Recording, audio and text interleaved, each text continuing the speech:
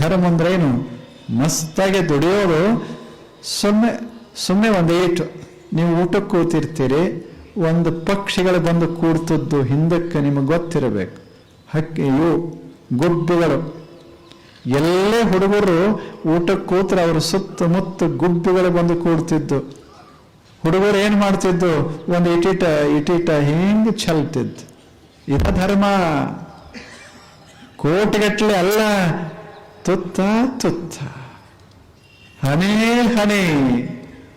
ಸುಮ್ಮನೆ ನಿಮ್ಮಲ್ಲಿ ಏನು ಒಳ್ಳೇದದ ಅದನ್ನು ಸುಮ್ಮನೆ ಸುತ್ತಮುತ್ತ. ಈಗದ ಅಲ್ಲ, ಇದೊಂದು ಹೂವು ಅದ, ಇದೊಂದು ಬಳ್ಳಿಯದ, ಏನು ಮಾಡೋದಿಲ್ಲದು. ಸುಮ್ಮನೆ ಒಂದು ಹೂವು ತಯಾರ ಮಾಡ್ತದೆ, ಸುತ್ತಮುತ್ತ ಒಂದಿಟ್ಟು ಸುಗಂಧ ಸುರಿಸಿಗೋತ ಕೂತಿರ್ತದ. ಇದೇ ಧರ್ಮ. ನಾವು ಸುಮ್ಮನೆ ಸುತ್ತಮುತ್ತ ಹಿಂಗೆ ಸೋಸೋದು ಒಂದಿಷ್ಟು ಚಲೋ ಚಲೋ ಚಲೋ ಚಲೋ ಮಾತು ಒಂದಿಷ್ಟು ಚಲೋ. ಈ ಊರಾಗ ಕಸ ಇಲ್ಲೇನು?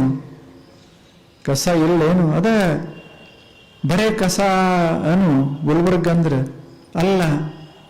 ಎಷ್ಟು ಒಳ್ಳೇದದ, ಎಷ್ಟು ಸುಂದರದ, ಏನೇನು ಸುಂದರದ ಅದನ್ನ ಸ್ವಲ್ಪ ಅನುಭವಿಸೋದೇ ಧರ್ಮ.